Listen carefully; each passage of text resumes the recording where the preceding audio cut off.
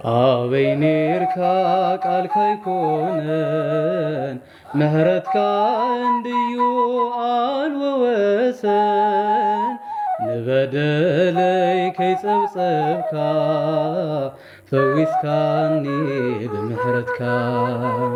አሌፍ ሚዲያ ሰብስክራይብ ይግበሩ። ሰላም ሰላም መላ ዓለም እትርከቡ ኣመንቲ ኦርቶዶክስ ተዋህዶ ቤተ ክርስቲያን ፈለማ ስመይ መምህር ኣማኑኤል ኣብርሃ እበሃል። አሌፍ ሚድያ ሰብስክራይብ ክትገብሩ በቢ ዘለኹም ከዓ ክትከታተሉ እላቦ አሌፍ ሚድያ።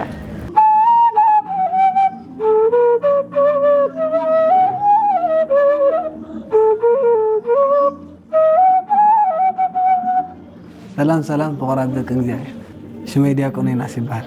አሌፍ መንፈሳዊ ሚድያ ቤተሰብ ዚኮንኩም ሳብስክራይብ ብምግባር ቤተሰብ ንኽትኮኑ ብሽም እግዚአብሔር ናለን። ሕያዋይ ሳምራዊ ርእዩ ደንጊጹለይ ካብ መንገዲ ኣልዒሉ ቁስለይ ፈዊሱለይ ብምሉእ ልበይ ነፍሰይ ኣባሪኸ ከፍቅረካ ጎይታይ ሓይለይ ኣባሪኸ። አሌፍ ሚድያ ሰብስክራይብ ይግበሩ።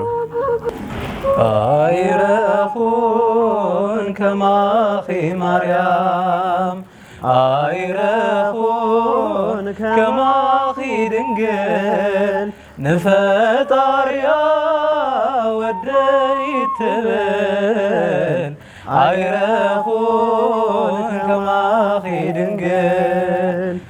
አሌፍ ሚድያ ሰብስክራይብ ይግበሩ። ሰላም ሰላም ኣብ መላእ ዓለም ትርከቡ ናይ ኦርቶዶክስ ተዋህዶ ኣመንቲ እዚ አሌፍ ሚድያ እዩ። አሌፍ ሚድያ ንኽትከታተሉ መንፈሳዊ ፃውዒት ንቐርብ